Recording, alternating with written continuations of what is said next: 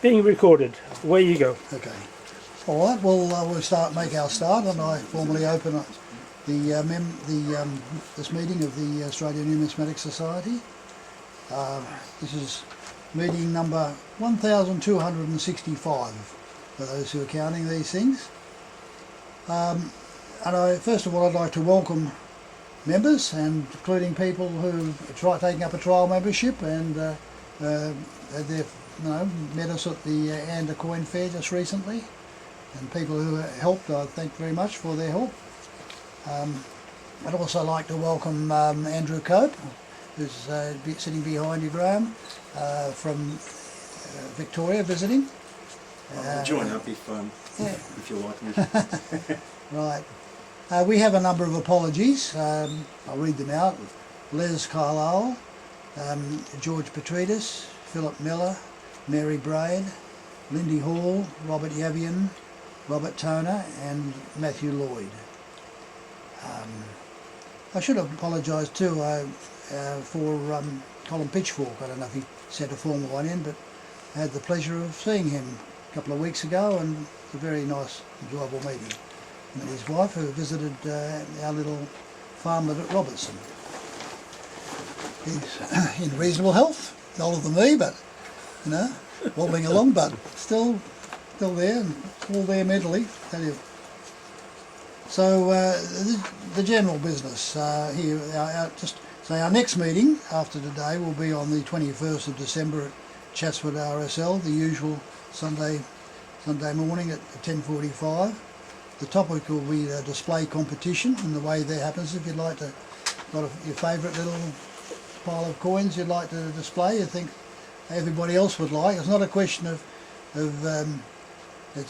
intrinsic beauty, it's a question of how the others are going to see it, because the winner is determined by the vote of the people who turn up as to which they think's the best display. So it's hard for me to give you any criteria. It's not the value of the coins that matter, it's what other people think they're good. It's a bit like the stock market. I don't know if you've heard this expression. You don't. The stock market's not a beauty contest in the way that you pick out the you think is the best one. You've got to pick out what everybody else thinks is the best one.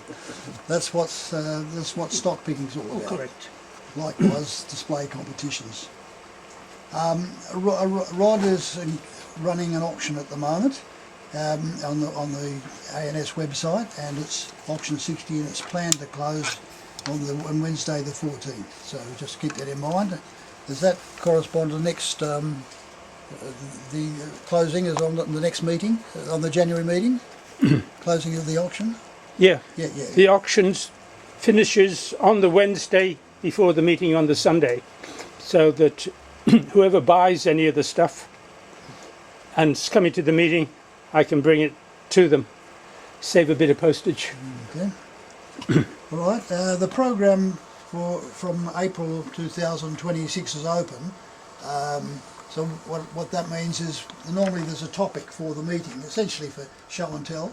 If you would like to bring some coins on that topic, that's very welcome, and sort of focuses the meeting a bit, just on random sort of bring what you bought last time and that sort of thing. But whatever you've got, new acquisitions are always welcome, just the same. So anyway, if you like a topic, suggest it to Rod, and he'll schedule it for a meeting. Okay. Well, normally at this when we're meeting at the premises of Noble Numismatics, is that Jim is going to tell us about the current numismatic marketplace and illustrate that by showing highlights of the upcoming November auctions just at the end of the last week of the month.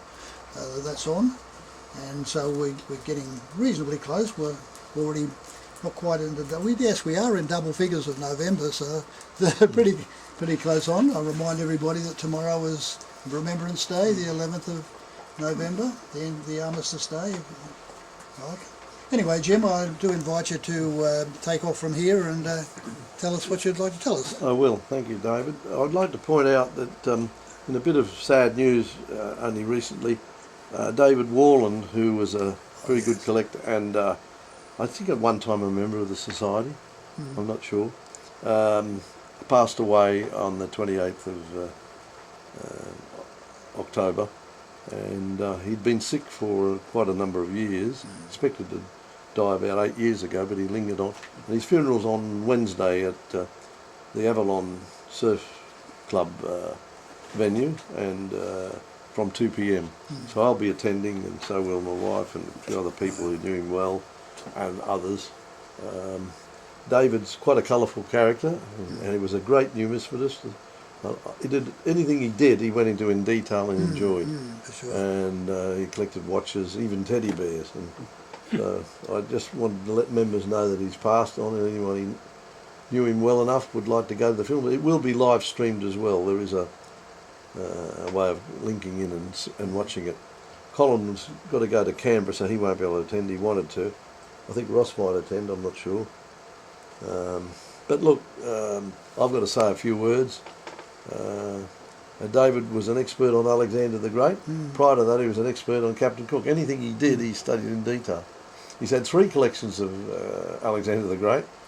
One of Captain Cook, which we sold in 1986, so that's going back. So it says he first came to me in 1977. So if you come to the funeral, you'll hear a few little yarns about our connection. But thought I'd let you know before I start talking about it. So I do remember David when I first joined the society, and he opened up his little case of Lysimachus tetradrachms, the empire that established by Alexander, and mind-boggling, because he did have an eye for real beauty. He got stunning coins, and so it was a pleasure to know him actually. Yeah, all right. He always had obviously had the bank backing to look for the good ones. He lived moderately, even though his son's Gus Walland, who's on the TV all the time, and he was godfather to Hugh Jackman, the Australian stage star, film star. They lived down in the country, he and Ian. His wife's still alive, Janelle, and he has 2 boys, Angus and Stephen. Stephen's married to Georgie Parker, so they've all enjoyed a good life. And David, we used to have to call him Lord Warland. Yes. He certainly acted like Lord Warland. He'd sit there with his bag of coins in trays, and I have to look after him. He'd travel with his coins wherever he went. Yeah, a pleasure to have known him. I'm sorry, I'm going to miss him, because his conversations were always good on the phone. Anyway, I'll move on. Our auction catalogue is unfortunately late. Here we are, just 2 weeks to the auction, and I don't have a catalogue. I have the jewellery catalogue being done as a limited issue. That's 140B, and it's 200 copies I've printed, and I think it'll be of limited interest. Certainly not the coin collectors that much. But Jack Grace, who formed the collection, died recently. His daughter had written a book about his collection, and this collection was the basis of that book, and it's what we're offering is quite unique, really. And it's going up on the last day of the sale on Friday the 28th in 4 sessions, starting at 9:30, going through to the 4:30 session. The rest of the auction's devoted to coins, medals and banknotes, but it's particularly strong in ancient coins. Starting from session 10 on the Wednesday night, it runs through to the following night, the Thursday night, 6 sessions of ancient coins, which we've never had before. There's over 1,200 lots, including a lot of gold, ancient gold and beautiful silver. The basis of it is the Tony Taylor collection. He's a local collector who's been collecting for a number of years and has decided to relinquish the pursuit. We've got collections from other collectors, and we've named them where we could. So it makes for a very fascinating ancient coin collection. And I'll be showing predominantly ancient coins tonight. However, there are other things, and there's war medals, and in fact I won't be showing them, but there are 2 Victoria Crosses in the sale. You've seen them before. One's to Dan Kieran, we offered a year ago. He's reduced his price. Let's hope it can sell, because he's using the money to help with his mother in a nursing home. And the other one's the one that was in the last sale, which unfortunately the purchaser hasn't been able to proceed with. So it's an opportunity for collectors both at the top end and the bottom end. With sales full of bulk lots, some interesting English lots where there might be 200, 300 coins in a special series like Halfpennies or whatever. But without any further ado, I'll start showing the coins. The catalogue should be online this week, depending on how we handle the technical side. Probably on maybe Wednesday, Thursday. And the catalogue itself will be here next week, but the jewellery catalogue should be here in the next day or two. It's being printed digitally instead of offset printing. All our catalogues, because of the quantity we do, printed with printing plates from, and done on a printer, a big printing press. So I don't have a catalogue to show you, but I can show you that we've got, that's the cover, and it shows predominantly coins of Alexander the Great, Philip II his father, Alexander the Great himself, and Lysimachus his general. And we have the Roman gold coins of the 12 Caesars, starting with Augustus and going through to Domitian, in gold and in silver. So I'm going to show you those tonight as something special. We also have a few other very nice things which are illustrated in the back catalogue. And we have the 12 Caesars in silver as well, which I'll show you. So without any further ado, we'll start with the first item I thought I'd show you, which is a internment camps, 5 shillings, in lovely condition with the central hole misplaced, misstamped, off centre. So it's a really nice one. Very popular series. Oh Lord, what have I done? Pull something out. The plug. It'll come, don't worry. This is where Bluetooth comes in as its own. Maybe it won't. What have we done? There's nothing down here. I've just got a big bin here which is annoying me. But,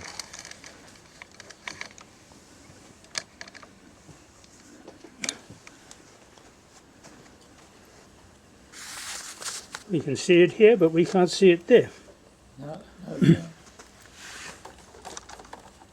Oh, there you go. Power cord.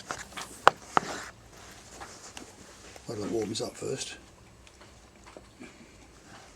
The light came on, and now it's. Just give it a push there again. ah, That was it. That was it, yeah. Which was there. I didn't plug it in enough. yeah, I must be careful with my feet. Sitting down here, I don't like this.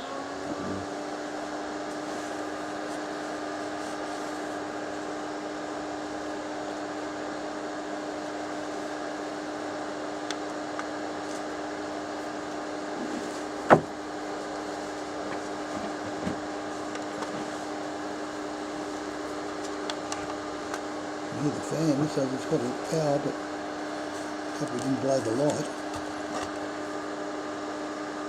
Takes a while to warm up, okay. Yes, I see something. No, the lights come on. Yeah. There we are. Just let it warm up.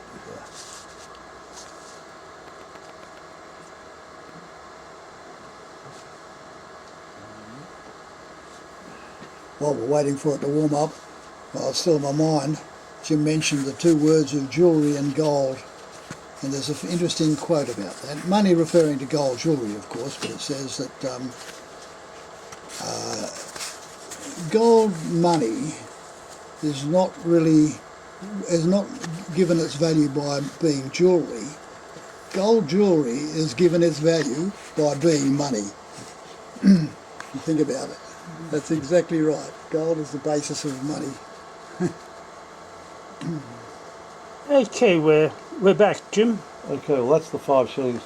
It says 5 shillings, that's the reverse. On the obverse it will say internment camps. The Commonwealth of Australia issued these for prisoners of war, internees in internment camps, both here in Australia and in New Zealand. It's in lovely condition, got traces of mint red and really rare. They punched the hole in the wrong place. Yes. Well, it's a misstrike, isn't Yeah. it? I mean, you know, It's worthless. what was a one-off? Yeah, see, They couldn't get it It's right. got the hole at all. It'd be nice without the hole. There are ones that exist without the hole at all. Is it WW2 or is it? Is it World War Two. II? World War Two, yeah. Is this done by Luke? They had different manufacturers. There's about 2 of them, I think. As you know, the shilling, slightly different fabric, and the threepence compared to the penny and the 5 shillings and 2 shillings. 2 shillings, I used to see 3 of those in New Zealand. I remember seeing a little tin that Ernie Dale had. If uncirculated 2 shillings, he must have had about 30 of them in that tin. I did get some of them, but not all of them. He got them from H.G. Williams, a Christchurch dealer. Sorry, Dunedin dealer. But Ernie Dale was in Christchurch. I wander. I won't do it anymore, promise. In our Australian historical medals, which follows miscellaneous tokens, we have some very good medallions. I don't know why I'm giving you that one first. I should be giving you this one first. That's the silver version, the second die of the Resolution Adventure Medal, 1772, struck for Sir Joseph Banks by Matthew Bolton, with Soho Manufactory, and a very rare medal. Only a few were made, maybe 100 odd. And this one is in beautiful condition. It shows the 2 vessels that went on the first voyage to distribute the first die Resolution Adventure medals, which were made in a brassy metal called platina. And that die cracked when they made them, so the new die was prepared for these special silver striking. And there was one in gold given to the monarch. A very important medal in George III's time. In the early days of Australia. So that's one of the platinum medals. You can see the cheek, it's very yellow looking. That's part of the metal colour. The rest is a patina, but that's made of a brassy metal. And these are very rare. And it's a bit scratched there. But they both come from a collector called Philip Benjamin, who lives in Brisbane. You all have heard of him, I think. He's a member of our society. And he specialised in collecting Captain Cook material. So this is part of his collection. They're identified in the catalogue as ex-Philip Benjamin collection. That was Cook's second voyage, wasn't it? The Adventure platinum one was the first, the silver one was the second one. Oh, second voyage, sorry. Yes. That Banks went on. That's the medal issued in 1777, or 1779, I think. Courage and Perseverance, after Cook had been killed. Why? And it's very rare in bronze. This medal Philip Benjamin bought at our auction. Believe it or not, it's in at 7,500 in this sale, but it hammer price when he bought it. We had a collection of Pacific exploration medals with a Resolution medal and illustrated on the front cover, and it sold then for 17,500 hammer. So you know, you guys, you open your wallets and get some bargains. Well, you know, it's way under what he paid. 7.5. Pauline Board died 1779. Born 1728. And David Wallen loved Captain Cook, and he had a fantastic collection of these things. Books and autographs and medals and things. They sold them in 1986. Sale 18. We're up to sale 140 now. Just in the historical medals, there's some medals from a man called James first name. Crook, was it? I think it's Peter Cousins. I've got the catalogue here. He's collected a lot of interesting agricultural and horticultural medals, and he's done a lot of research on them, and that's included with the lots. You don't just get the medal, you get a lot of research relating to it. That lot number is Romney 285.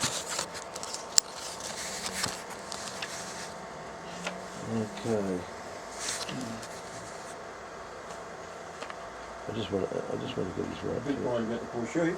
Yeah. It's going to happen. Peter Cousins. This one came from our sale in 87 and sale 58 earlier. Well, it's going back.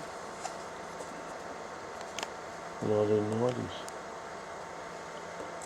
Nice condition for a Port Phillip.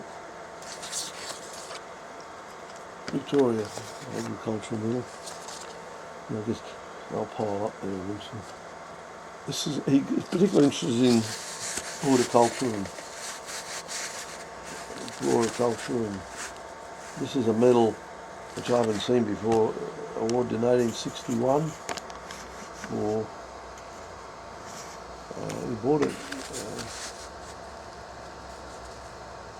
from a private person, Peter Cousins, and it's very curved and made in two pieces with an ornate border in Hobart Town, 1861. It's lot number 487, which has a page here.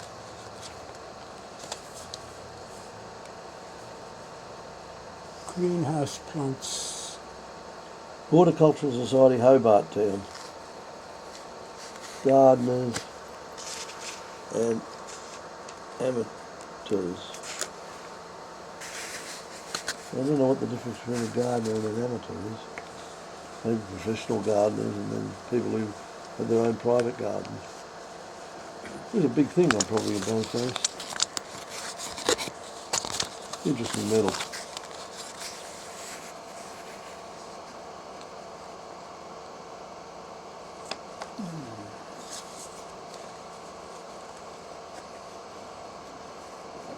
After those interesting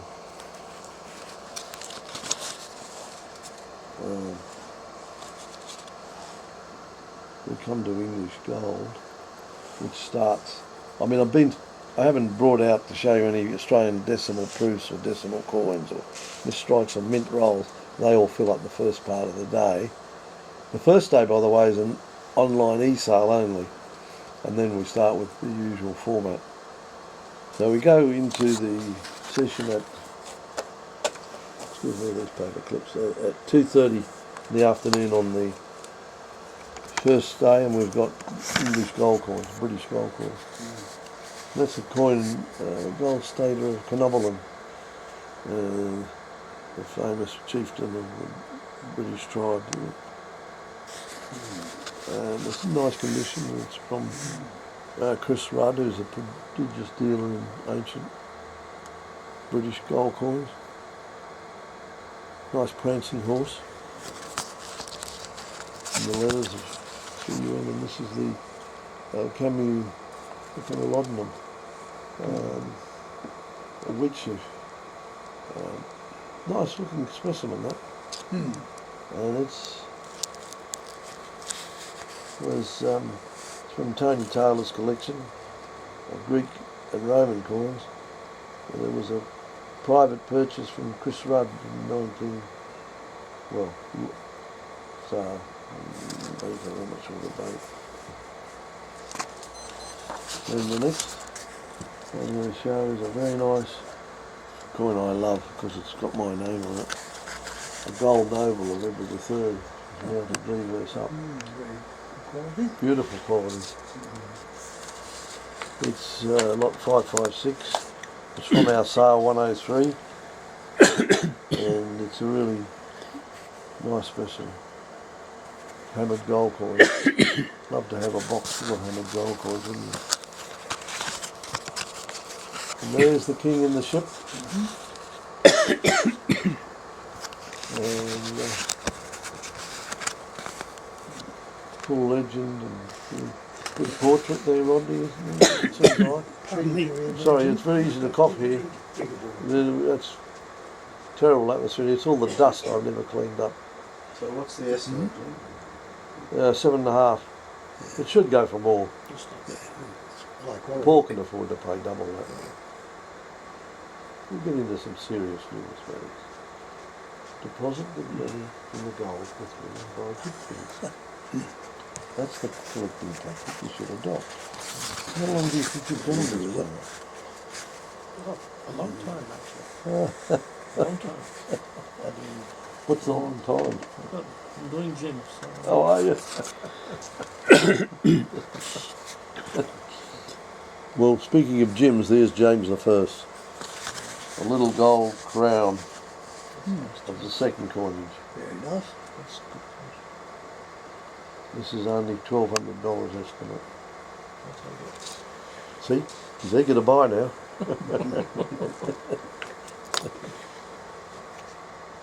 Yeah, nice little coin.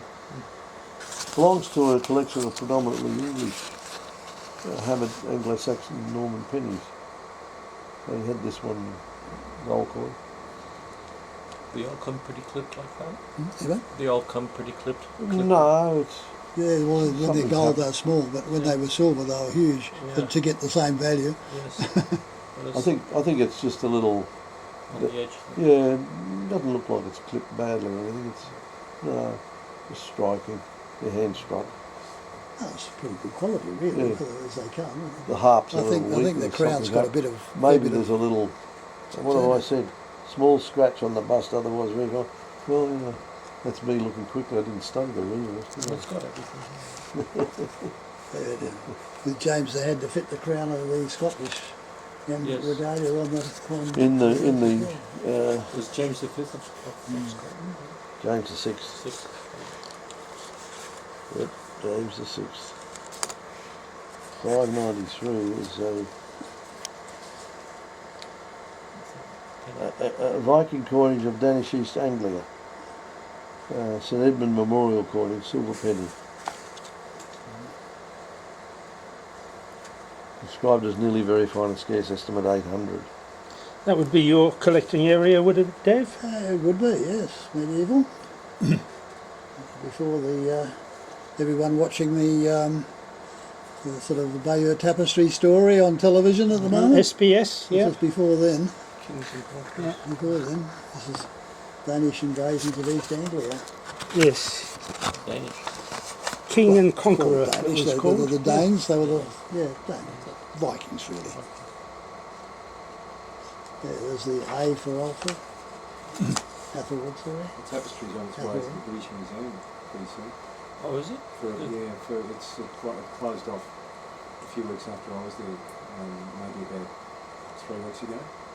We're doing some renovations in Normandy, and during that time, it's going to England for the first time, I think, or Wow. for a long time, for a year. And there's a bit of controversy about it going, and I fear that it may not. Come It back. may have an Elgin Marbles.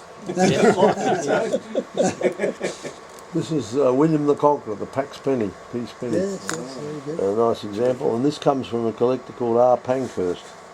He's an old time, he once sold a holy dollar through me, he tells me, years ago. I don't remember him, but he's in the country and sent an album down, Roman and Greek coins and British coins. Just recently there was a big auction, I think it was at Stax. Did you notice? The whole thing was about Danish and English Brun. coins of this period. Brun collection. Brun Rasmussen. And they had an amazing number of mints I had never even heard of before. Yeah. This- Yeah, the early Brun collection. That's what they've got, this $100 million That's collection. not bad in reverse, isn't it? Nicely scented. Yeah, it's a nice one. It's in. I thought it was nice. And I told young Sam, who's virtually an archaeologist now, to catalogue it. It's Winchester mint. I said it's a common mint, but it's nicely struck. That was once the rarest coin of William the Conqueror and became the commonest after a hoard in 1840 called the Beauworth hoard. Turned up a lot of examples.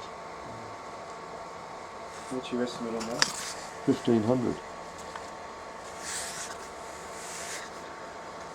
This is a brooch of Queen Mary, Oh, yes, that was. reasonable condition. Bloody He Mary. said he used to buy, in his little letter to me, he said he used to buy his coins from Seabees and others. This Mary one is lot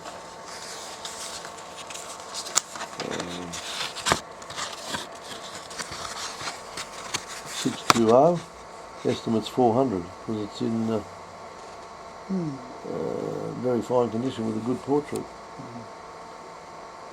Just before you started to talk, Paul and I were in the other room having a bit of a chat, and we talking about Seville and how much he liked the city, right? And when I went to Seville and walked through the cathedral, there was a whole chapel devoted to Mary, Queen of England, being the daughter of Catherine of Aragon. So she had a big relationship with Seville and you know, yeah, the big memorial information about her. So, yeah. Yeah, I know her coins, the only ones you can really collect are the greats, and this is a nice example in the English series.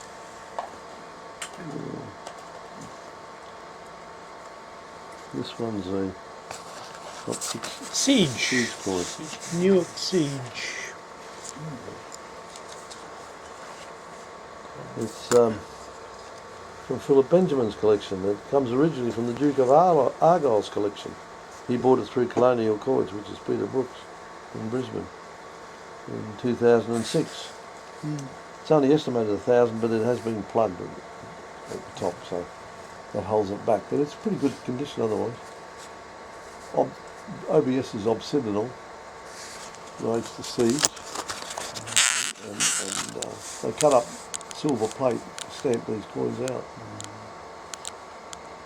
I mean, if you didn't worry about the plugging, it's a nice example. You'd be happy to have it. It's estimated only $1,000. You know, you could spend that on a half sovereign. You can't even get a sovereign for $1,000 these days. And this follows on after Charles was defeated by the Commonwealth. Oliver Cromwell came to power. This is a shilling of his coinage in 1658. And this was bought by the owner from the noble numismatic sale. I don't have the sale number, but I have a lot number from Dr. Flynn's collection. Okay, he's a little bit worn and knocked about, but it is a Cromwell shilling originally. It's good, nice. That's estimated 1,500. Yeah.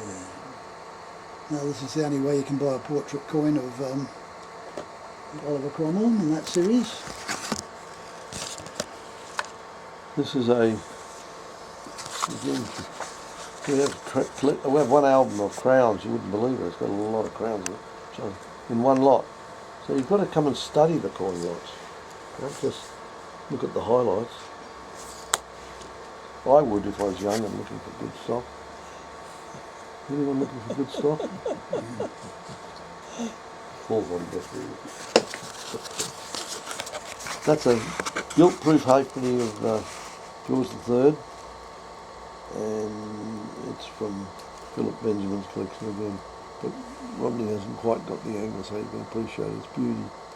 And it's proof. I struck in a gilt blank. Beautiful condition. Estimate $800. Gilt proofs are very popular. Now this is a highlight of the English silver series, Queen Victoria Gothic crown. It happens to come in the collection of one of our heroes in this society, Tom Hanley. That's his coin. It was bought by the owner, obviously, in our sale 87, which was back in the beginning of 1988, I think it was.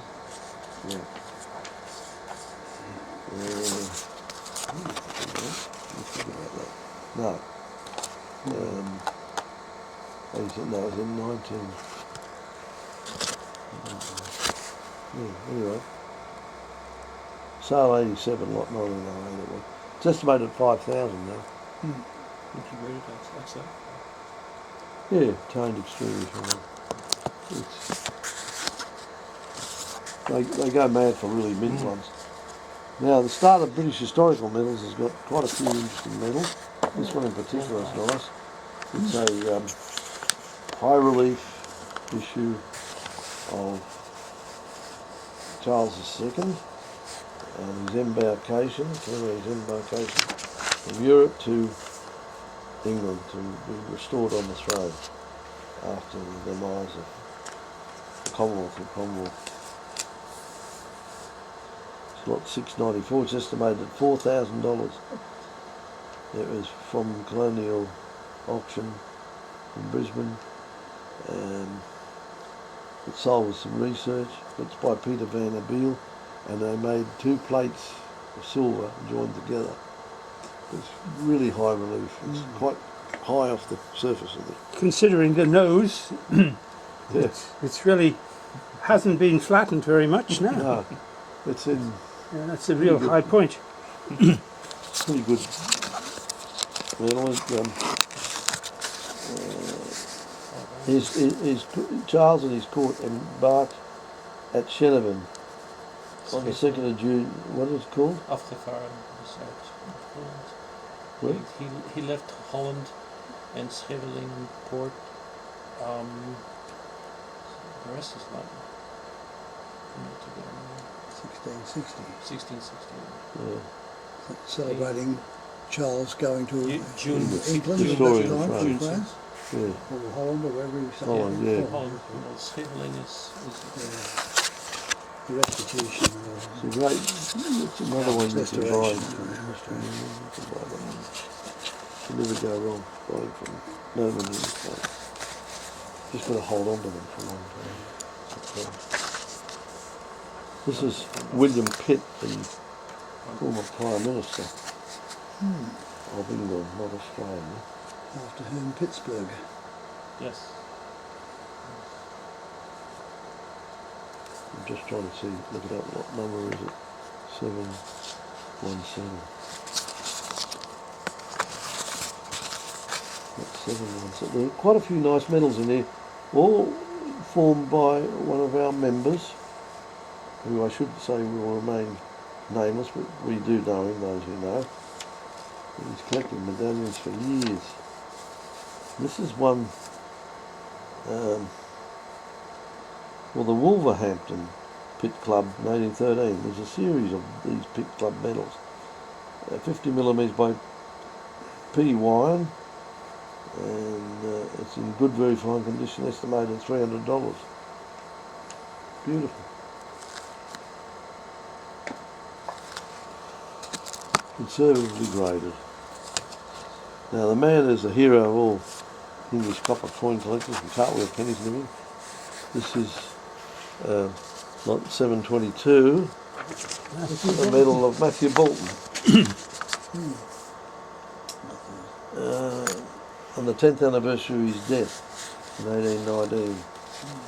So it's in the books. And again, this is from Philip Benjamin's collection, who bought it from our sale 89.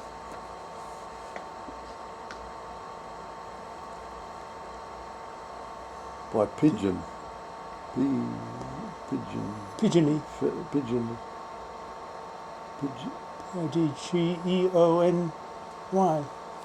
Okay. Yeah. F stands for Cecil, who made it. We used to use that expression. So done. For those who like these large gold medals, they're very attractive to have. And you can enjoy them for a lot. Let's show people. And you might be more reticent about showing this one because it's a Queen Victoria's Diamond Jubilee in 1897. A large size official medal of the Royal Mint. It comes with its original case. It happens to be lot 755, which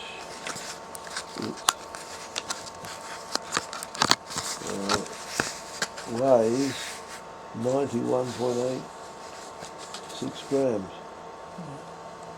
So it's nearly 3 ounces of gold. And it's very popular with Oriental, Japanese, Chinese collectors. It's amazing, isn't it? Queen Victoria medals have been selling for remarkable prices recent times. That's a lovely example. And from Philip Benjamin's collection. So that's close to $20,000 intrinsic value. So how much would that? I've got 12.5 on it. You have to pay a buyer's premium on top. But you're still But getting it under gold. If you're saying 3 ounces of gold, that's close to $20,000. Yeah.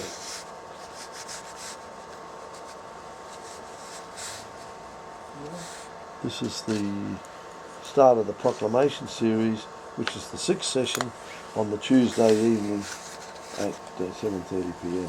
Okay. Sorry, what lot number was the previous one? The 3 ounce? The 755.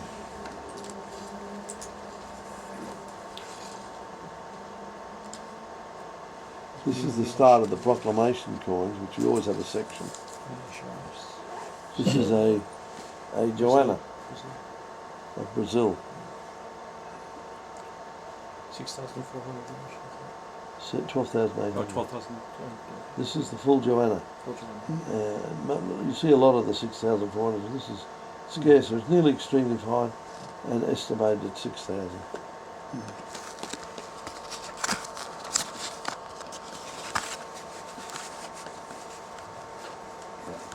I bought this along for Dave. I think he might need one somewhere. No, the mint mark on that for them. M for Minister, yeah. And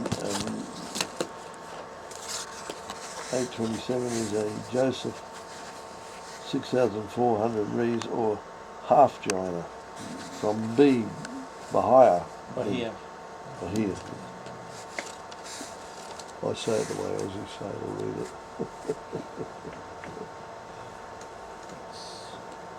Is that Up the coast from Rio de Janeiro. You been there? Yeah. Yeah. You're well travelled, aren't you? Board staying in place. So that's a nice one. You see the B above the date? Yep. The bus. Oh, they had a big coinage there. Brazil had a lot of wealth. Portuguese and Spanish. I thought I'd show you a Spanish one. That's a lovely 1788. Charles III. I think it's nice because it's the year of the first fleet. People like to put those in this.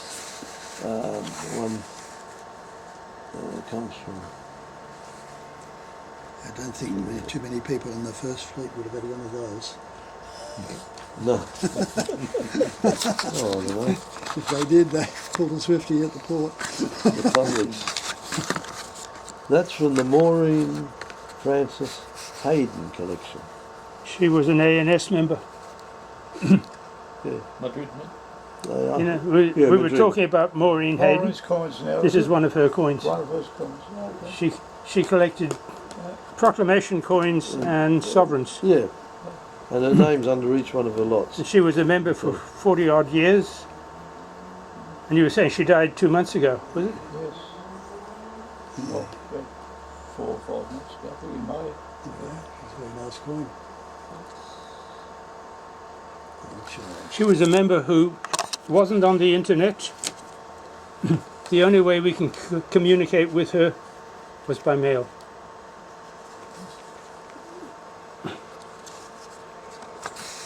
Australia's first coin was a fully struck coin was a New South Wales 15 pence or dump.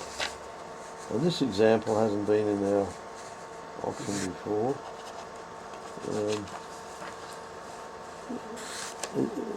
It's Myra Dye's A1, which is the usual one. And it's quite nice. The estimate is $12,000. What have we done? What have we done?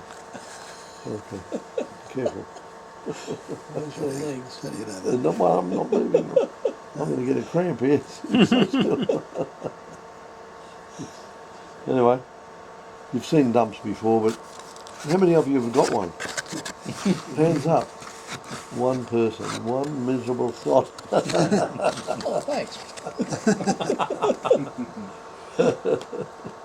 Yeah, see, look at that. See, that fully covers the surface of the metal. Full dies, not like the Holy Dollar, which is only the inner ring. This covers the whole. That's our first coin, done by a convict under Macquarie's. What Watch. type was this one? A1. A1. There are 3 dumps in the sale. And this is an Adelaide pound from Philip Benjamin's collection. Quite a reasonable one without being outstanding. That's why it's only, I think I've only got 15,000, I'll just look it up. For those who collect holy dollars and dumps and can't afford the real thing, we've got a set of 3 of Becca's holy dollars and dumps in one lot, not 847, for only $750. This Adelaide pound is estimated 12,500.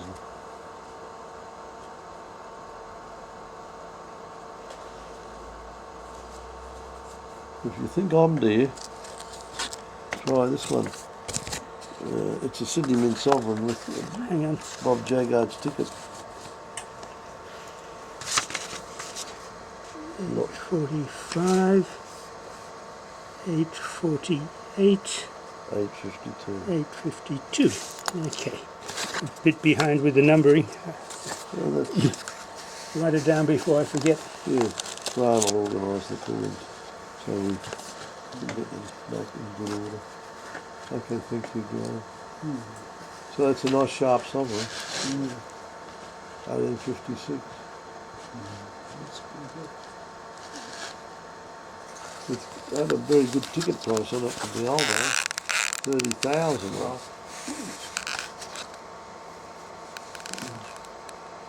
Yeah.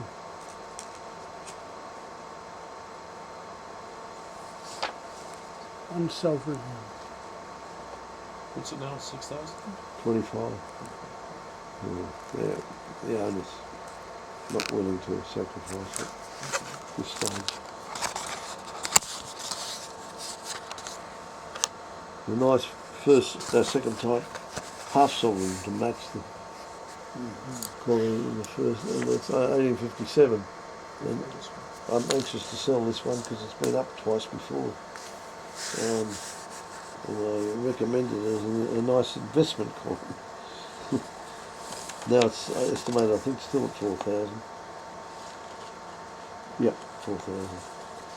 It's from our sale, originally sale 113. So quite a few years ago. Lovely condition, really. Not mint, but you know, it's nearly uncirculated. A superior coin. Yeah, first year of type. Got a very special lot for lot 1,000. Like a 50-cent coin. Showing the wrong side up first, but you know, the coat of arms are showing capital territory, Canberra. And it's a pattern for a 50-cent coin.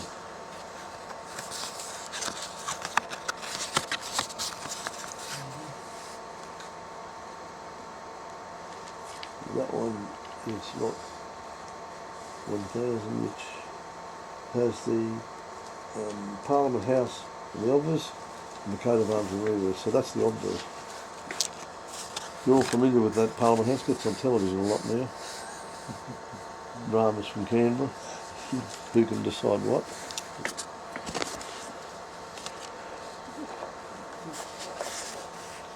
Sorry we're keeping you up, Bruce. You've been feeding the birds early, haven't you? This is a nice florin, 1911. Look at it, beautiful. I bet none of you have got a good 1911 florin in your collections. Not as good as that. Well, here's your chance. It's only 3,000. It's really untouched, really.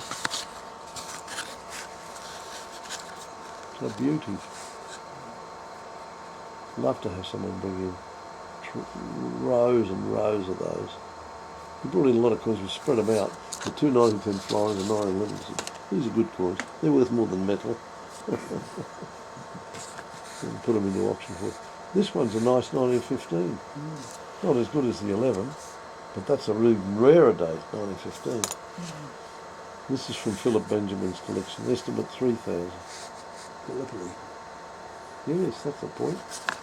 A Gallipoli florin. So the end of the 6th session.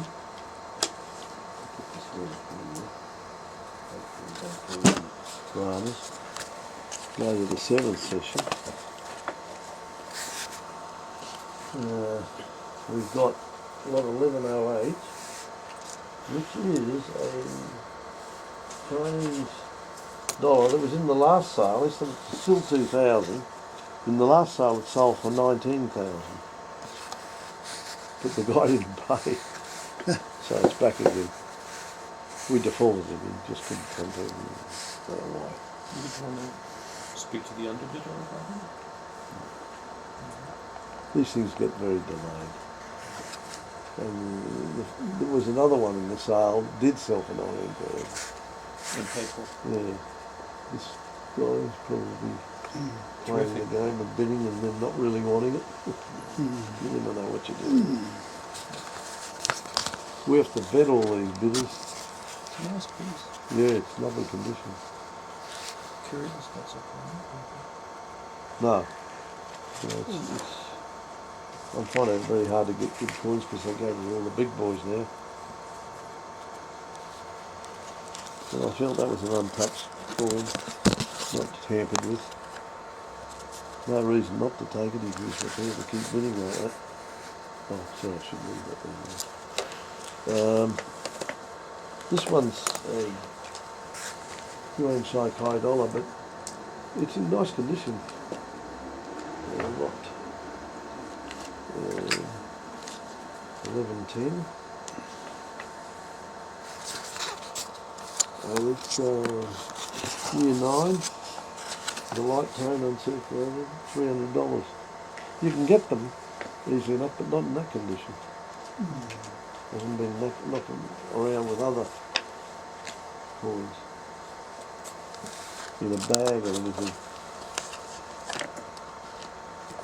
Here's a start of the 8th session, world gold coins. There's a lot of good world silver there. He hasn't changed the size of it. He hasn't done it. In the world gold coins, I thought I'd show you some from Russia. Always very popular and people.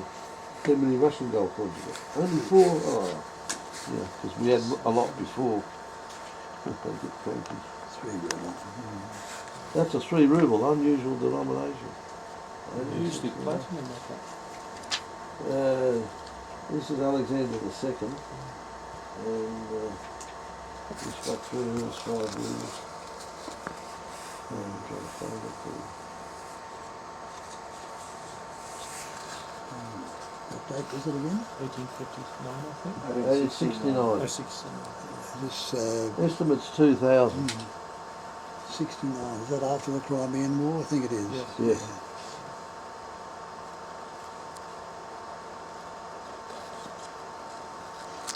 And this is a 5 ruble, the same ruler, 1866, also 2,000.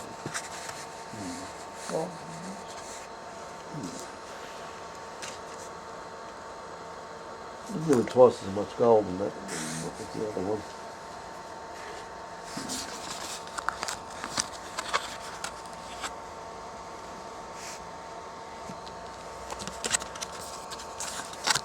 $13.02.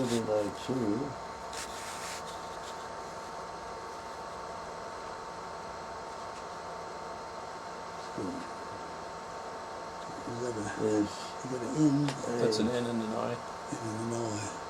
Nicholas. 1302 is a US gold coin from San Francisco.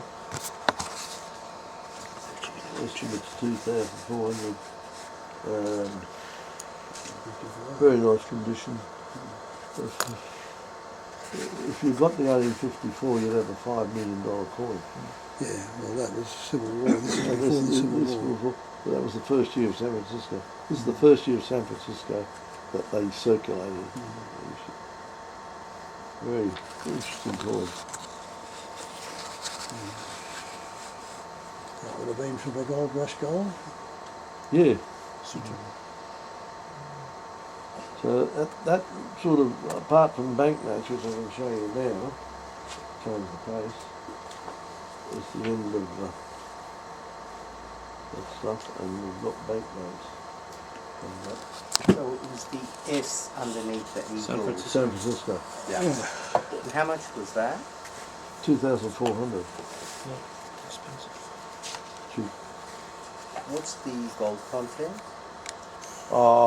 It's about under a quarter of an ounce. It's like about 0.22 of an ounce, but it's 90%, mainly in its 90%. scarcity, numismatic interest, as well as the gold. In the banknote session, which carries on the Wednesday afternoon, we've got world banknotes at 2:30, then Australian notes at 4:30. In the world notes they have Australian private banks. And this is a very nice example of a Commercial Bank of Sydney issued note, £5.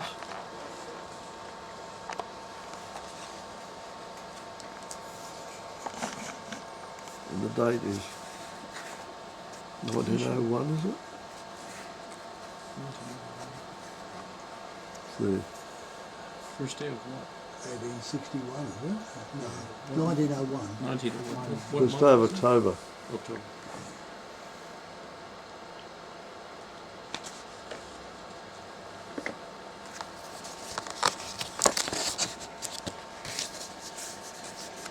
Can't see the other side Oh, yeah, okay. because it's on I the think it's plain. black. I think it's just plain. It's nice. Now we go into the Australian Commonwealth series with superscribed notes. This is a fantastic item. It's a Bank of Adelaide £5 super in nice condition. It's got a good pedigree from the Walsgott collection, which was a Spink Stern sale in 1975. And been collected by 9750. South Australian collectors now selling things. Very rare note. Well, I think it's down. Uniface. Okay, Yeah. that is nice. And this one is another superscribe, but this one's really rare. 607.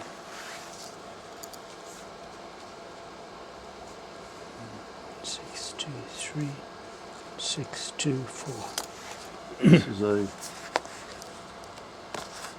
Citibank of Sydney superscribe £1. Extremely rare. Hasn't been on the auction market before.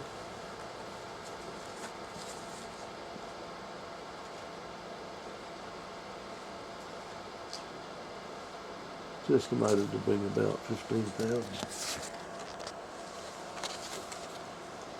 This is best of the Rainbow.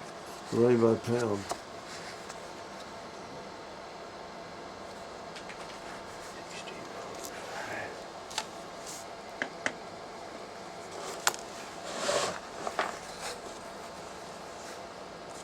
That's just a highlight of some of the banknotes. So I haven't shown you any war medals. They're in the 8th session of the 11:30 session on the Tuesday. Sorry, on the Wednesday. We start with the ancient gold, which started at 7:30 on the Wednesday night, the 11th session. There's, I think that's about 79 ancient gold coins. A real feast for you.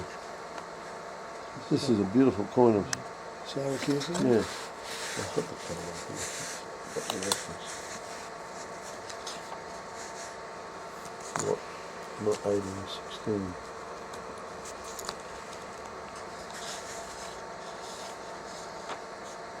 It's Syracuse, reign of Icatas, 688 279 BC, gold decadron. Estimate 12,000. Is that from Connacht, is it? Syracuse. This one here is containing Taylor's collection again. This one's from Lysimachus of Amphipolis mint. Estimate 18,000. lovely condition. The sort of thing David Warden. Yes.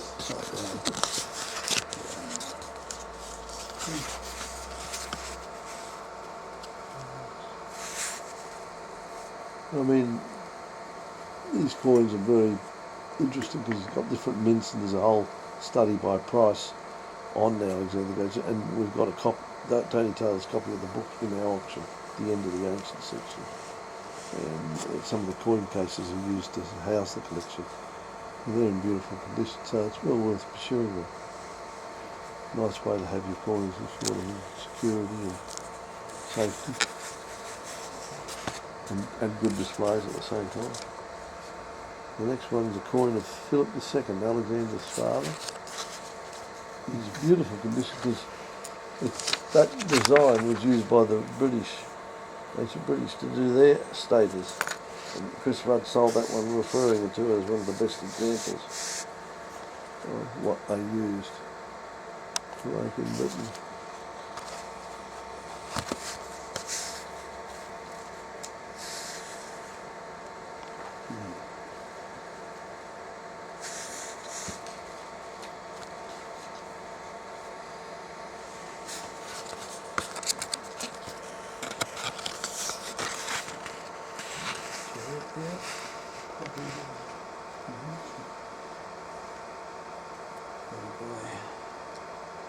There's only 2 horses.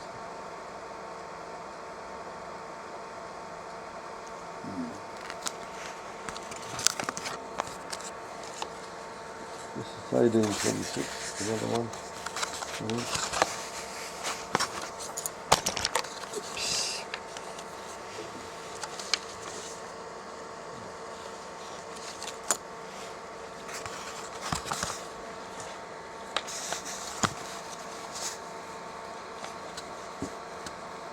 Spectacular, isn't it? 1825 is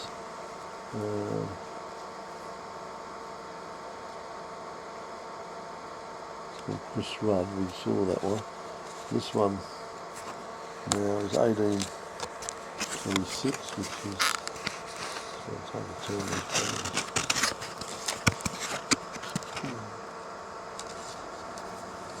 What's it got above This the is horse's head? 7,000, it's from the C&G auction. Is that meant to be a B or something like that? What, above the horse's head? I'll tell you what it says. Big one, Vanush.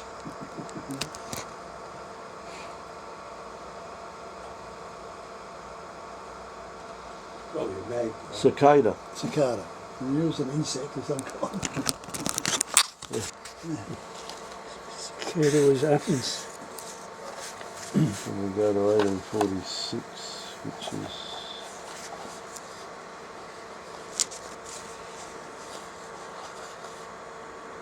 into the Alexander the Great series.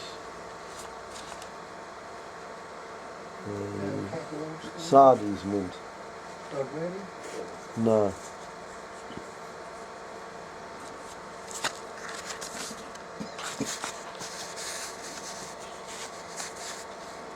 Nicely scented, good portrait. It's only 4,500, that one. Alexander.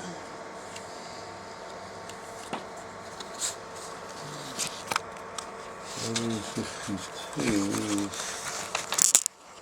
one of an uncertain Eastern mint, estimate 10,000.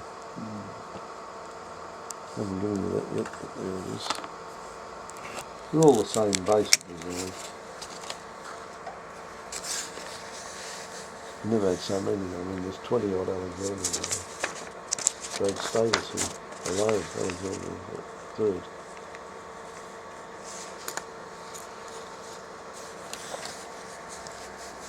$1852 is estimated at 10,000.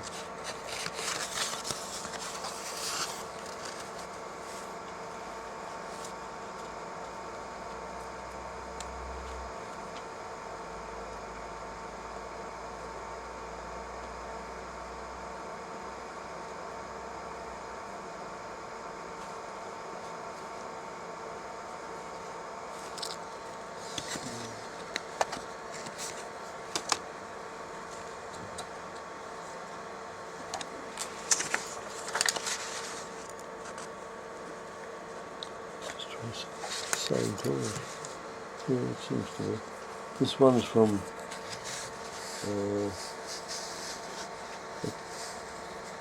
Gold Saver, Uncertain Mint, the name of Alexander, new and extremely fine, very rare. Now it's estimated at 6,000 from the eyes at now.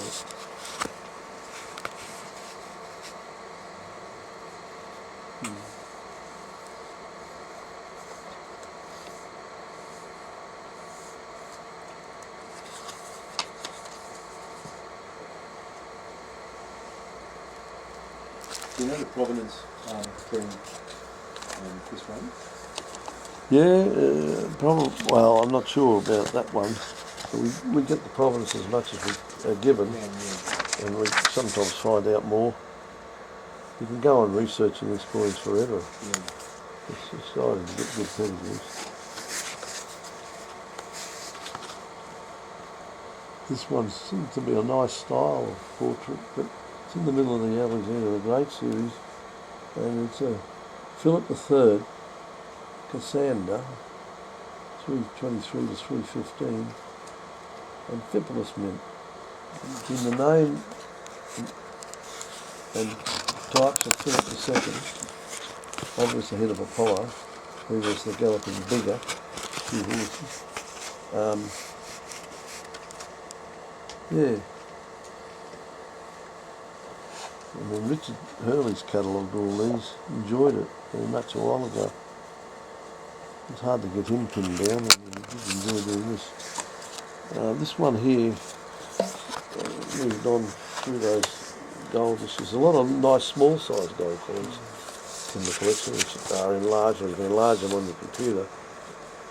Now this series is interesting. This is Cyrenaica in northern Africa, where the syphilum plant was very prominent. This particular example is of a Kyrene issue of Ophelis, Ptolemaic governor. Its first reign was 322 to 313 BC, and it's estimated at 5,000. Oh, sorry, that's the wrong coin I'm reading about. 1880, I'm reading the wrong one. Saw the picture there. Let me get more realistic. Sorry, normally I have the catalogue, as you know, it's easy to use. Okay, this is the one. This is a gold stater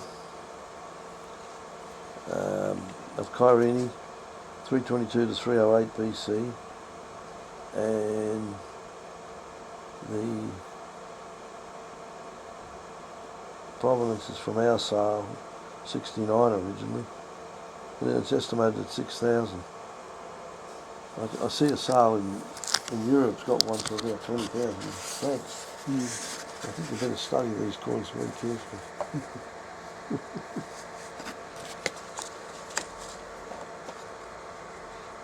Now we start on Roman gold in the 12 Caesars. I'll try and go through them pretty quickly because we haven't a lot of time.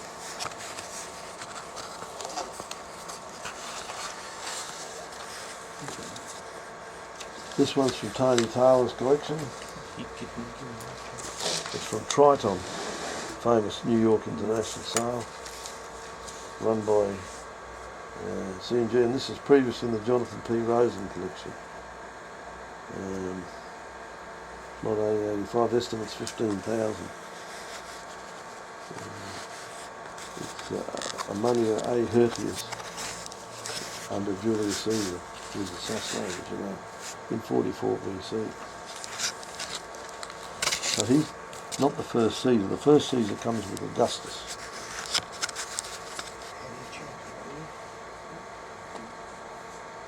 Lot 1887 is coming up.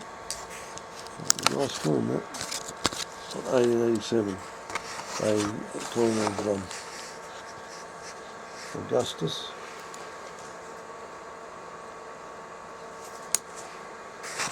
With Gaius and Lucius standing front, each with a hand resting on a round shield spear. etc., etc. The next one, Caesar, after Augustus the first, is Tiberius. The Augustus is 10,000. They're not cheap to buy these things. Got a complete set of Caesars in nice condition.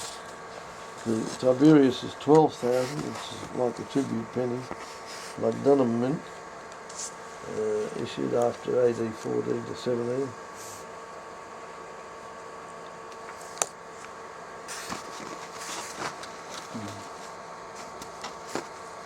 The piece de resistance of the whole series is that of Caligula. And here we have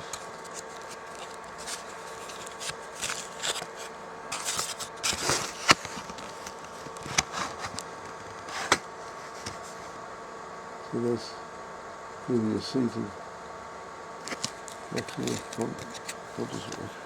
something. This is a coin of Caligula with Agrippina Senior gold aureus. It's previously from the Jonathan Rosen collection. Good pedigree, nice grade, very rare coin. Shows that's Agrippina, and then that's Caligula. Yes. So maybe that little punch mark in the field in the front's cut it down from 200,000 to 100,000. I don't know. Seems reasonable at 100,000. Anyone in the market for it?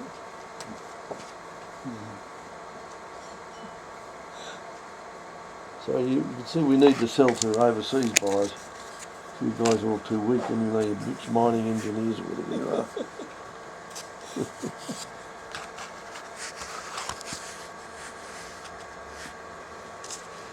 This is the coin of Claudius. So we have Augustus, Tiberius, Caligula, and Claudius. The Claudius is estimated, not so much because it's not the greatest condition, it's not bad. It's got an interesting reverse. It's estimated 20,000. The reverse is of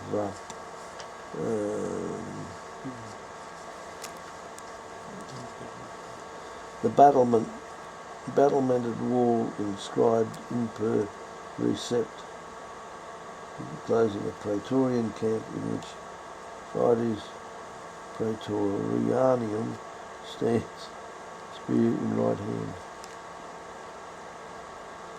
Aquila in front of him, behind him a pediment.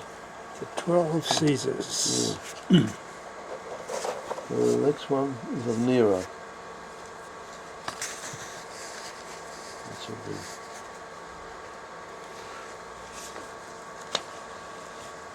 Nero is, this coin is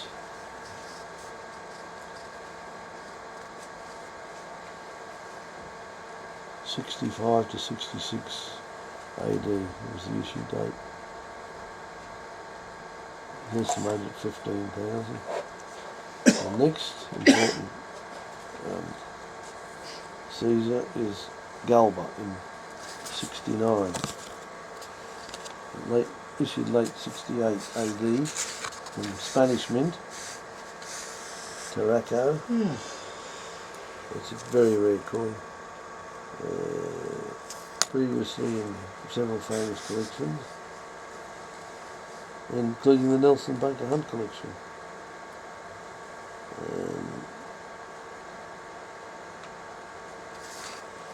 It's estimated at 70,000.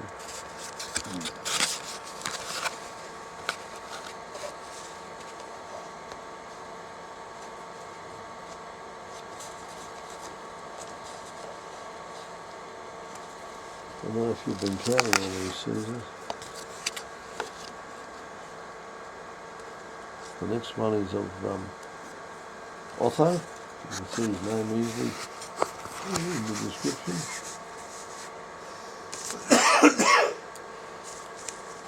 He was a joint ruler in 69 AD.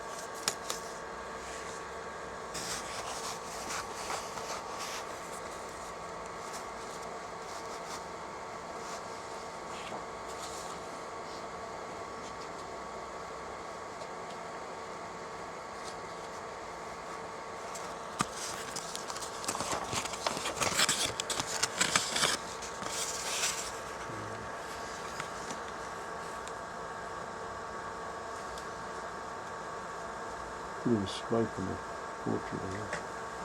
Standing figure. There seems to be a missing number. So it's 92 to 94. Yeah, they're duplicates of some of the rulers, yeah. I picked the best ones to show you. This is 1895, which is Vitellius. This is $30,000.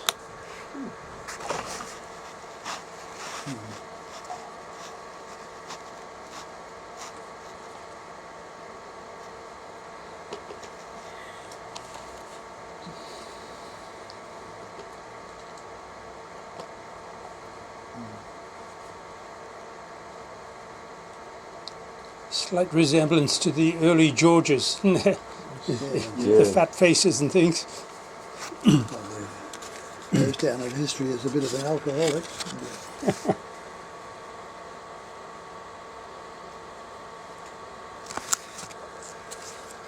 This is a Vespasian.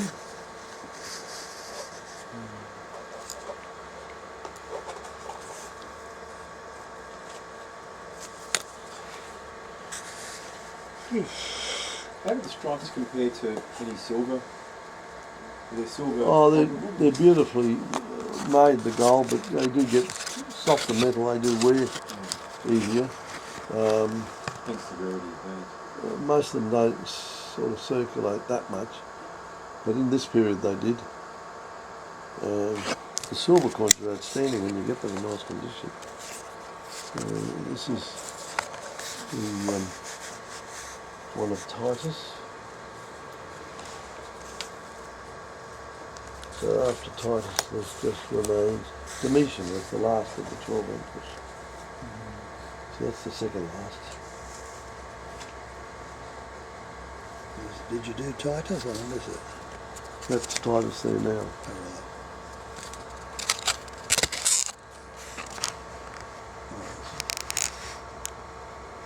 That's upside down.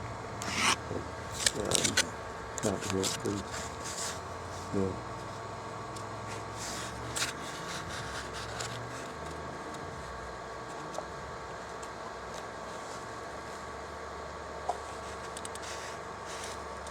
Dolphin on an anchor. Yeah. Maybe that way around. Maybe not. No.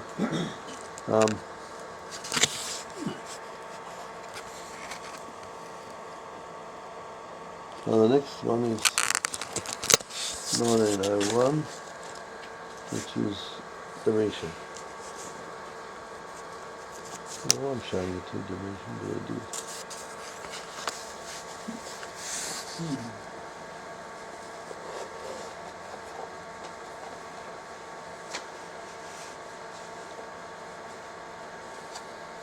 The rest of the Roman gold and later Roman gold and Byzantine gold is all pretty standard, so I haven't showed you any of those. And now we move on to some Greek silver, which also occur partly in that session at 7:30 on the Wednesday night.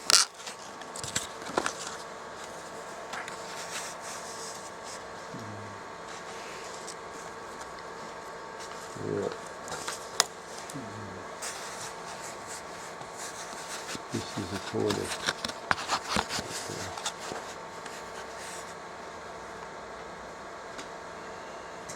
What number? 1978, is it? It's a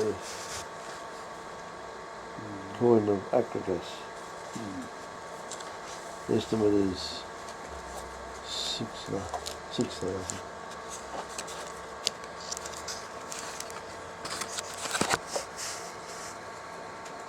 Nice one with the crab. Nice little design, Paul. Very clever, these Sicilians. Yeah, heavy. This is a rather spectacular diagram of Gela, which is half a tetragon, 2 drachma, 2 grams. Beautiful reverse of the man-headed bull. Incredible condition. Yeah.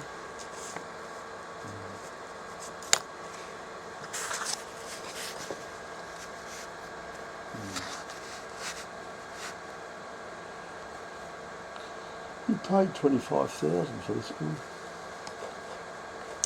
I thought, is this right, this price? Is that a diagram? Just a, Diagram, yeah. so the quality of diagrams all depends on the quality of the hoplite with the spear, and the reverse, the quality of the bull-headed. We'll have a look at it now. We'll see. They're very enormous. I mean, look at the quality of that. That is fabulous. So that's a valuable coin.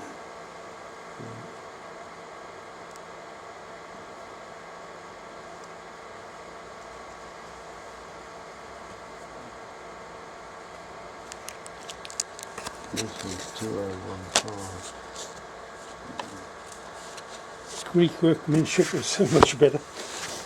I said the Greek coinage was really It's spectacular. There's no question of it. And the Sicilian Greeks are got the best of the lot. I mean, yeah.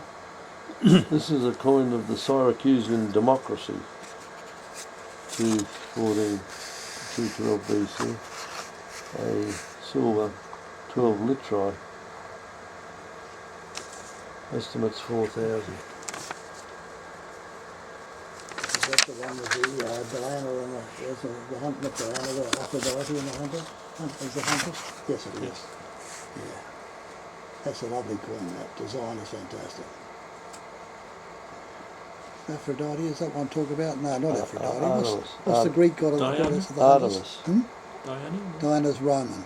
Artemis. Greek. Artemis? Artemis standing Artemis, Artemis, that's it. Artemis. She with a bow and arrow, with a hound underneath the feet, getting in the way. Rather interesting dress-up design there, isn't it? It is, Very it's nice. wonderful. And the thing on the reverse. Oh, the obvious actually. It's only 4,000. This is 2016, which is the Siculo-Punic camp of Melkart, 330 to 305 BC, tetradrachm, silver tetradrachm.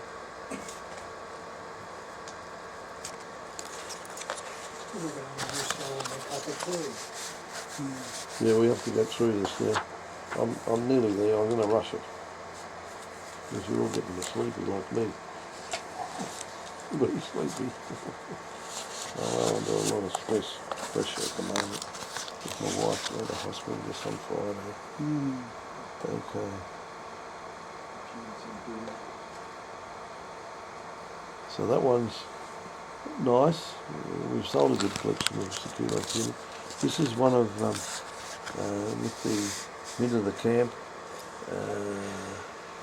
and the head of the horse on the reverse. Palm tree behind. Estimate 5,000. Very good quality portrait there. The eyes are good, aren't they, the way they did them? That horse's head. Punic. Yeah, very good design. I think that people did that so long ago. And the palm tree, characteristic of Carthage.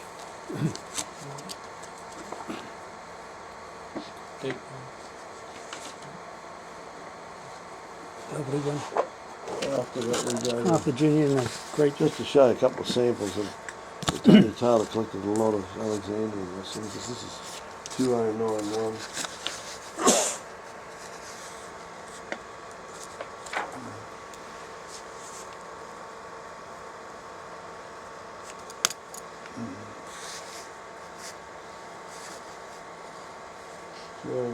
Is Thrace, Kingdom Lysimachus, Tetradrachm, estimate 1,500. Quite a nice looking coin.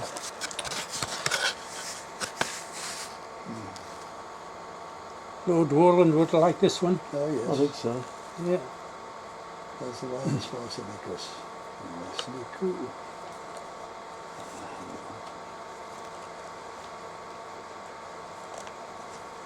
He'd be able to tell you the mint and everything. I can't, just now.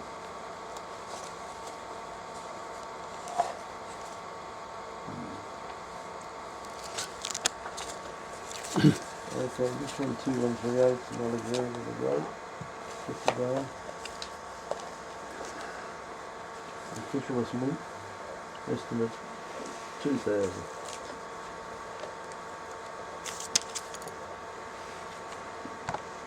At the next one, 2138. Oh yeah, sorry. You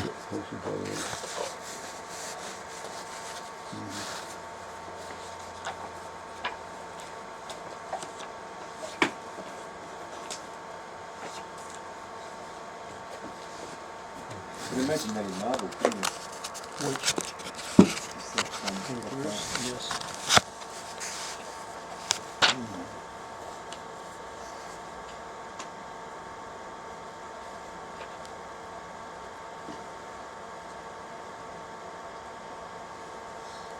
$2,464 is for a series of Roman provincial coins issued in Syria and Antioch and Oronton. This is one of Nerva, and it's quite nice condition, so it's estimated at 1,000. Rare for year one, which is what it is, year one of this. And this series of coins in the catalogue come from Stephen J. Bridges' collection. A big coin, it's a tetradrachm, is it? Yeah. Quite nice condition. Quite a series of them. Yeah, probably the best one.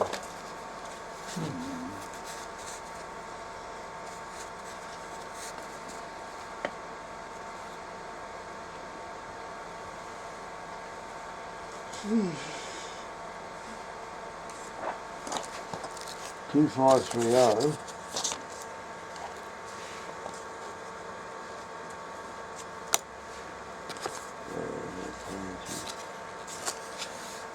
2530 is $5,000. He didn't get the enlargement on that though. Very put there was room there. But it's hard when you've got to go over pages. So that's a Julius Caesar portrait. $5,000. Yeah, they've never been cheap. No.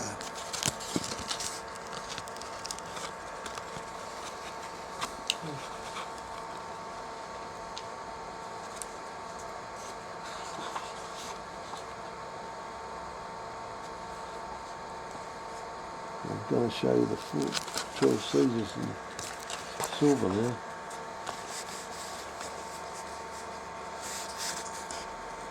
Before I get to the 12 Caesars in silver, here's a Mark Antony and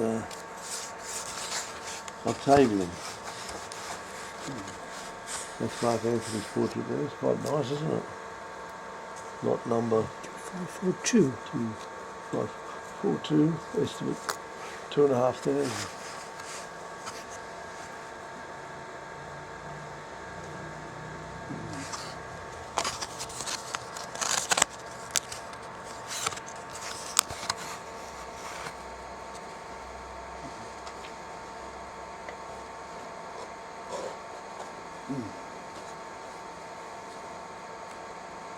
So that's, then we come to the Caesars, the Roman Imperial.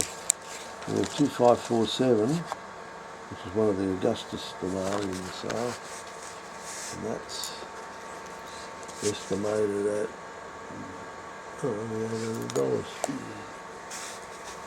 So you can get them reasonable sort of a portrait.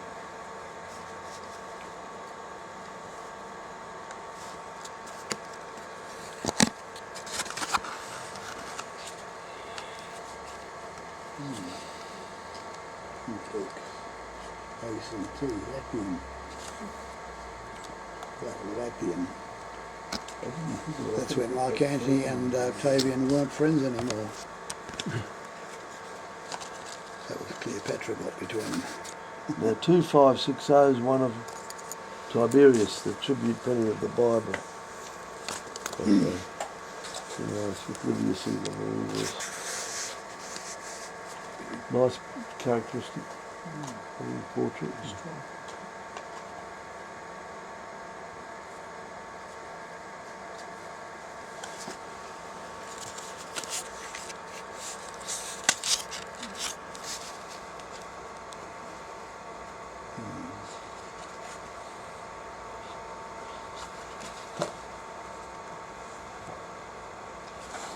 $2577 is a Caligula with a Agrippina Senior, like the gold one, but this is silver. So the gold's 100,000, the silver is 8,000. About 10 to 1, so 12 to 1. 20 shillings make a sovereign. So.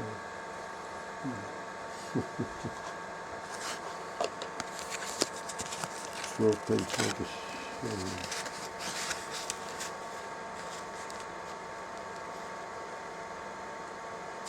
What is the weight on these things? 4 grams? 5 grams? Oh, no. They all got their weights. What one was that? 2577. Wages 3.78 grams. You know already. You know a lot of things.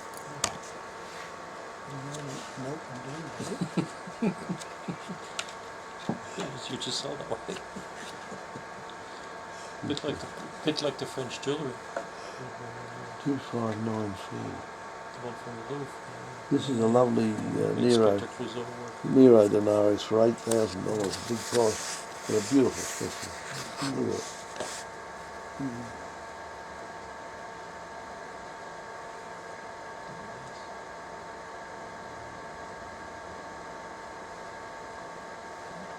Well fed. Yes. The next one is Galba.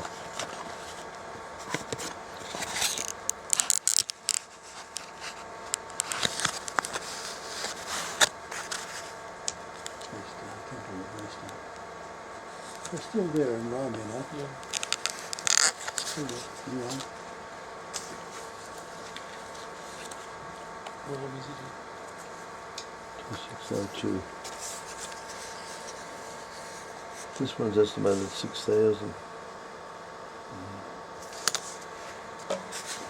Interesting portrait. Yes, The wreath the way it is. Very good on that one. 6,000. Had quite a nose, didn't he? Both looked like a broken nose.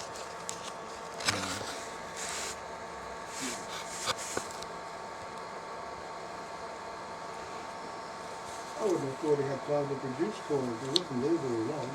No. There's 3 of them at the same time.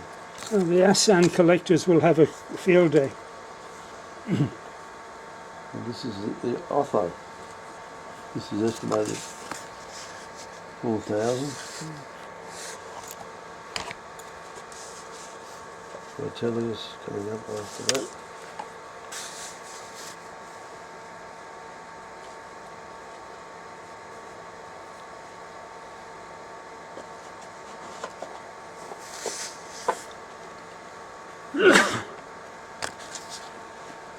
There are 3,723 lots in the auction, of which 2 for some reason or other have become no lots. So it's a bit smaller than last sale, which was huge. Still a big sale. Lots of bulk lots, lots of interesting material. This is Vitellius, 2605, estimate 1,000.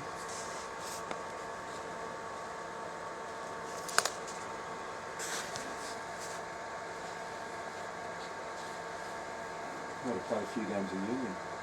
Yeah. 50 years at university.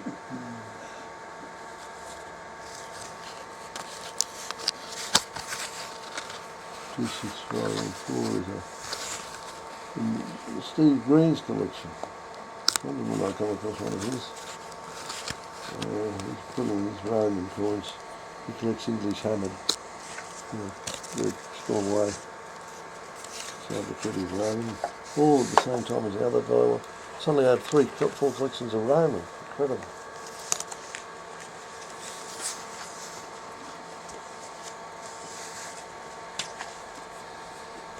Q617 is times 2614 was Vespasian. So Titus comes straight after him.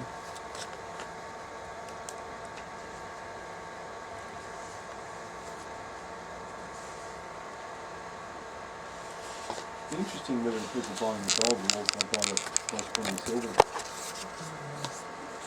2617. That's the Titus. The other one is a Vespasian. And then the last one's going to be Domitian. So that's, you've seen 12 Caesars in gold and 12 Caesars in silver in the top condition. So I don't think you'll see that in Australia again.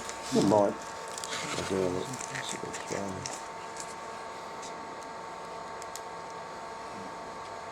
Very nice. This one owner collection of Tony Taylor's cost him 1.2 million.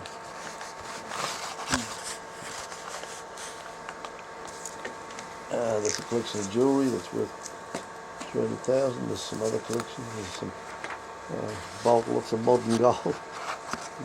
Royal ladies, 15,000 a set.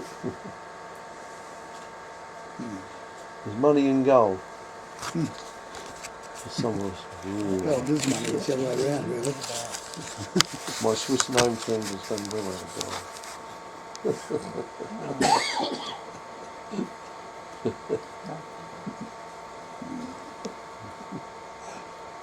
Very nice.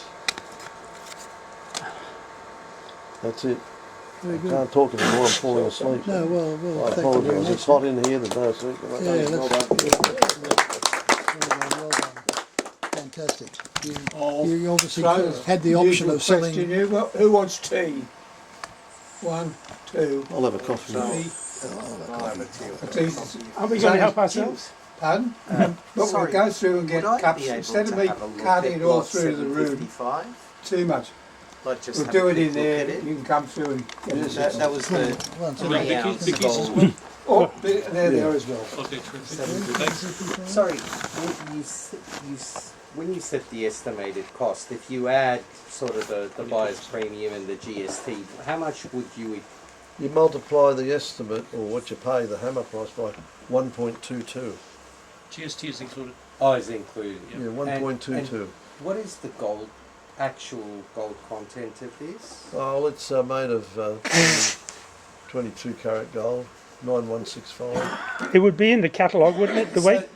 Yeah, the weight's in the catalogue. Do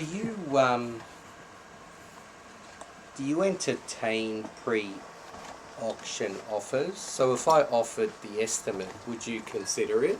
No. Once it's in the catalogue, it's there for It's too auction. late, it's in the catalogue. My You don't- that- vendor would be upset. If you offered to me be 5 with times the estimate, I would consider it. You laugh, but I once had a Kiama penny estimated at 20,000. First one to come up in nice condition. And Doug Moran wanted it. And I said, I'll have to get a very high offer going. And another coin that we had there, another token. And we ended up doing the deal. We went for 45,000 the Kiama penny. Way back. One token. There's only 5 of them or something. Yeah. Yeah. And this was a particularly nice one. Anyway, we're in the middle of thanking Jim. So, as I say, I'd like at this stage to present Jim with the usual certificate. Oh, thank you which very can much. put in his usual file. The next bit of wallpaper. Yeah, well, it's all together here, somewhere in my mess in that room. So, you're going to take a... Yeah. Sorry. No, I'm getting overweight with this change of diet. Anyway, And one with the With the certificate. Yep, why yeah, not? yeah, sorry, you're Here right. it is, yeah. Got it? Great. Thank you. Thank you. So, thank you very much. Yeah. We look forward to many more. Yeah, I hope so. And then I was going to ask the question, obviously you had the chance of auctioning the Caesar lots in one lot, like 12 gold coins. Too much for the market? Well, we once the whole sold collection. a collection of 12 Caesars in gold for 110,000. That was But it wasn't high grade, No. but it was still all of them, Yeah, all 12 of them, and that collector still got it. yeah, yeah, He terrific. lives overseas, Yeah. but he did spend a lot of time in Australia. Anyway, it's a marvellous thing to actually see them all together like that. Well, that So thank you for that. Caligula Heritage have sold one similar for You leaving? 216,000 US. George just wants to ask a question. Jim, is there a 21 overdate tuppence Yes, in the next sale? yes. It's got your name on it. Can you remember the condition? Yeah, it's in the catalogue, and it's I think it's VG. You know, it's clear enough. I think I put 3,000 on it. Okay. Any more questions for Jim? Otherwise, I'll close the meeting. Thank you all for coming and attending, and I invite you all to stay and have a chat and have a cup of coffee or tea and a bit of cake. Yep. Good.